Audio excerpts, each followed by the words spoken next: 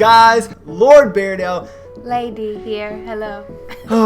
So guys, we have a pretty cool video. You mean beardos, not guys.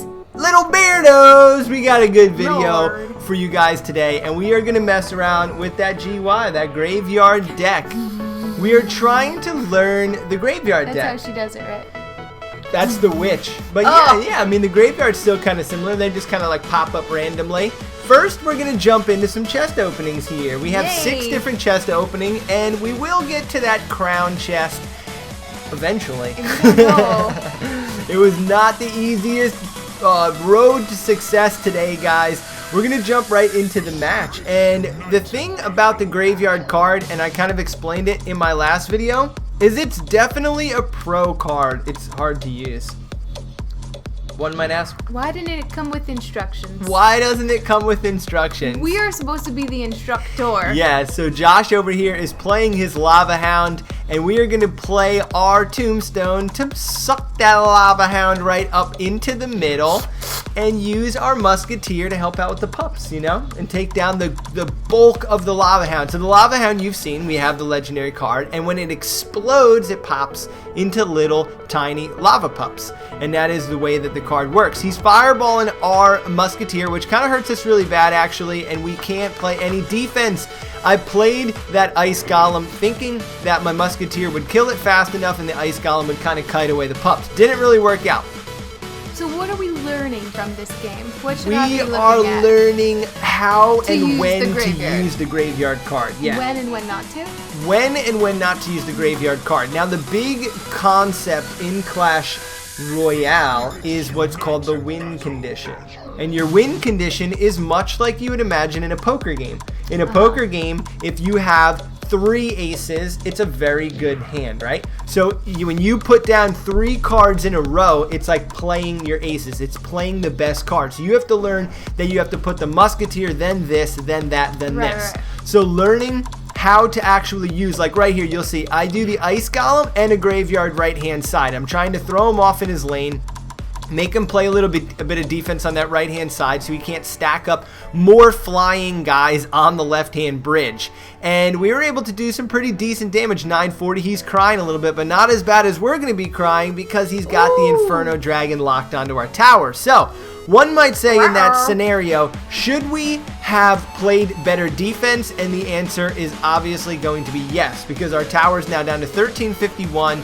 He's really, really excited, Josh. But you were kind of focused on that right-hand side. I was focused on the right-hand side to throw him off a little bit. His princess is really making such a bad, I don't know, all around we had a really, really bad match. He crushed us. He's going to end up breaking us down here. I don't even know what card to play. I end up playing the graveyard. Not really sure what I'm doing here, and his pups are going to break our tower. I was incredibly frustrated today, starting off my crown chest push with a really bad loss. Yeah, 3 crowns? I'd never seen that. Not even like... You wrote good luck. I wrote good luck because you know what? If you are going to emoji the crap out of me, well, good luck in life. Not just the game, like life in general. Did you mean that? I did mean that. Don't be a pain in the butt in this game. And you know what I found out? I don't think I like your tone right now. I think you need to take it back. I think you need to have yourself some chamomile tea. Maybe do a little yoga. But the thing is, I looked at his deck.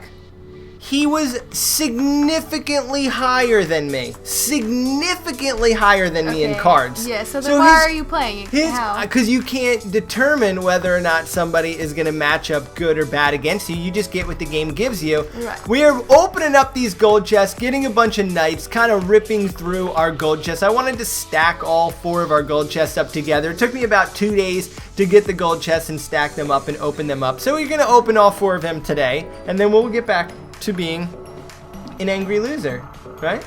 Not like I'm a loser, but like when we lose, you know? I don't count those as losses. I just count those as mistakes. Yeah, or throwaway games. I even consider them throwaway games. Yeah, because watch, we're gonna go look at Homeboy's deck, and he was super excited to beat us, right? You go and look at his deck, and the guy is level 2 Lava Hound, level 7 epics, and all the way up to level 10 cards. Like, come on, dude, you're gonna beat us. I remember when you lost this, you were like really PO'd. A little bit, yeah, because it was such a bad, quick match, and it was like, sometimes it's a little unfair, and what you end up having to figure... What you end up having to figure out is what are the win conditions. He plays the rocket card. We're going to quickly play our elite barbs, and look at this fireball, just misses the bomb tower. I feel like that should be illegal. I'm starting off really, really bad, and we're just going to leave our ice golem to pop all those guys, and look at that. They are a level 9, and they don't die right away, which is different and interesting because sometimes when they explode, they'll kill all the little skeleton army. So it kind of changed everything. So already, match 2 against Dave from Demons, and he's got us to 1538. 2 unbelievably bad starts. Well, we got a musketeer. We got our and a spell. He's poisoning us. That's why we're losing our tower, and we're losing our power on our musketeer. One thing that I've been trying to use is the graveyard and musketeer together as a win condition. So I've been trying to drop my musketeer with either an ice golem or with the tombstone, getting some of the little skeletons to help out with her. And what I've come to find out is that you have to time it really, really good. You almost have to put down the graveyard before you put down that musketeer.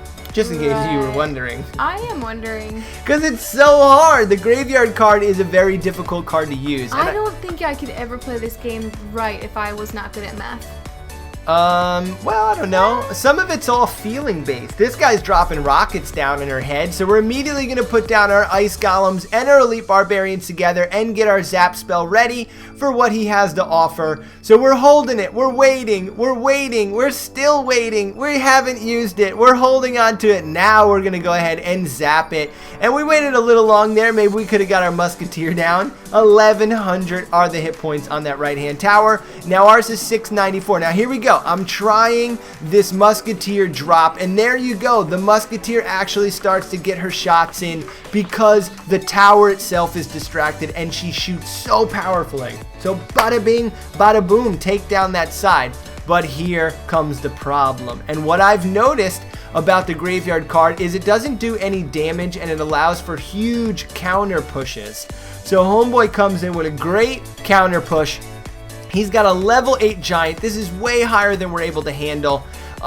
We just don't have cards to break the level 8 giant. We're not even to our level 7 giant. So we're going to just do our best here to go on this left-hand side, fireball down this tower, play the graveyard, and hopefully it starts to pay more attention to our little guys in the ground and not our musketeer. So we zap his skeleton army away, and now we're actually taking that damage on that tower that we need to. But the dragon has been the bane of our existence, lady. I'm just focused. You're focused on the game, wondering what on earth are we possibly gonna do. I'm just wondering why we lose all the time. He rockets our tower, 2106. We're gonna use the graveyard. We got tons of troops on that left-hand side, and here is the graveyard in its full effect, zapping his skeleton army, and boom, boom, boom, graveyard success. So one game in, one game out. Worked. Here is where the problem starts. We had a great second game, right? All of a sudden, we go on a losing streak. And we kept playing people that were way higher than us. This guy is way higher than us. So we lose this. Is what you're telling me. It's not so much the I don't remember this match. It's not so much the losing and the winning. It's figuring out why we lost or won. Okay, so this is like game. This is game footage. This is the third installment of playing against Dragon. Of what not to do?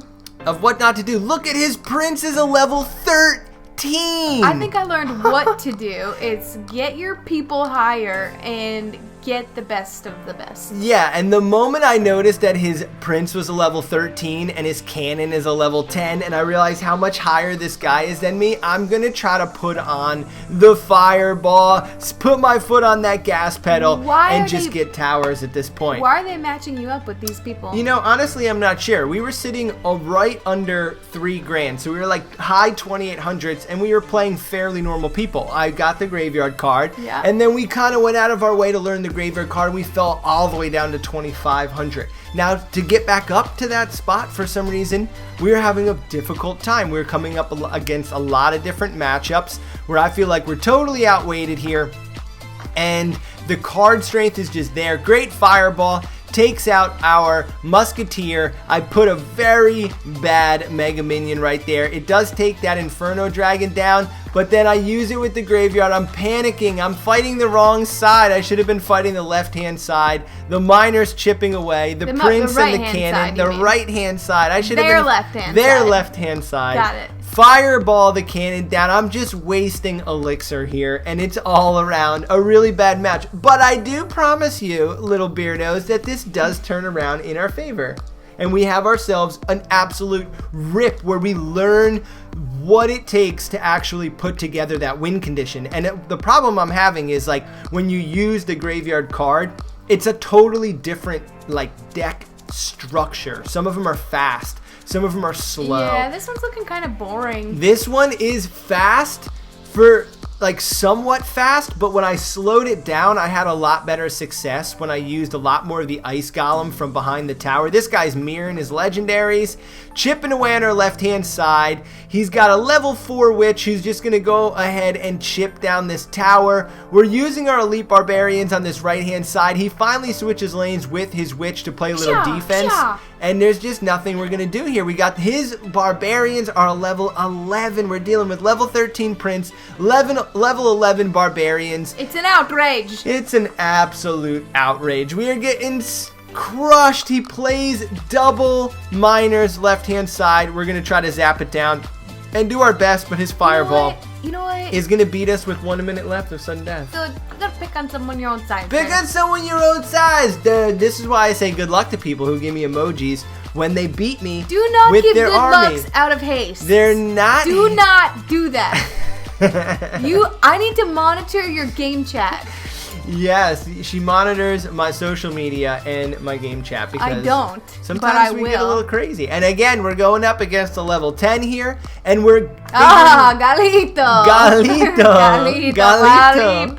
We're gonna go ahead and get ourselves a great push here with our ice golem and our zap to help out our elite barbarians. The fireball comes down, chipping away pretty decent. His tower is gonna be low, and his lumberjack raged everybody up at 1655 first push. And one of the main pushes for this particular graveyard deck that I'm using is to put the ice golem down and then put the elite barbs directly behind it to push it. Okay. And then the moment because they're slow, and then the moment they get to the tower, zap spell on top of their small spawner kind of card, so their minion horde or their skeleton army, and that push will yield tower down if you do it properly.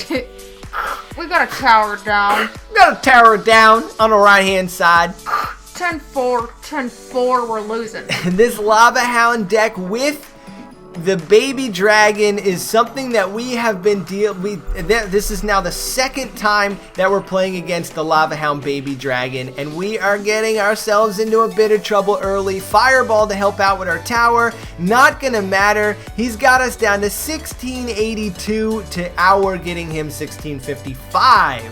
Sheesh. We are not doing good, guys. We are holding our own as best as possible, but we are not doing good. It's like game in, game out here. So he's going to put his Inferno in the middle and his Fire Spirits. If both of them were to connect to our tower, it's as much as a fireball. So I got to play the Musketeer. That was my plan. That's what I try to do. I like the Musketeer. Try to have a little plan. Yeah, she's cool. She's a groovy girl. Goes ahead, puts down that Lava Hound, and here is our Graveyard and our Musketeer. He plays his through the spell. Yeah, he plays his Miner as defense. We're still going to be able to do great damage on that tower. 77 is the leftover. Now he's got his whole entire air crew coming. I'm going to Fireball early to help out. Maybe even separate a little bit. He's got a level 8 Mega Minion, which is going to be a problem, and we're going to use our Ice Golem to kind of kite a little bit. Here comes more of his troops, now his Miner, there's the Rage, and there was no way, absolutely could not stop that right-hand push.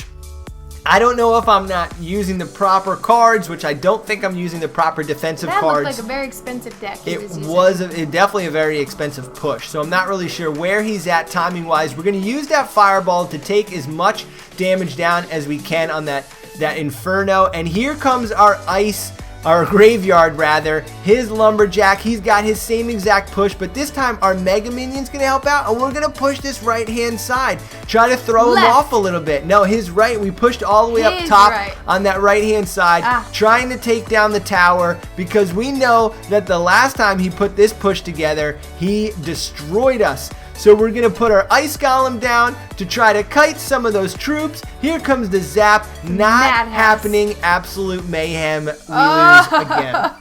No! Endless heartache. And again with the bad emojis. He gets the good luck. Why are we doing this to our viewers? Guys, I don't know why we can't win with the graveyard. We do, however, piece it together on the second half, which we will release. Maybe. We're only going to release it if you want to see it. We are going to put together my winning streak, and we actually... Smash that like button! We actually put together a really solid winning streak. Peace out, guys. Look forward to that winning streak. I hope it was fun to watch Beardo losing.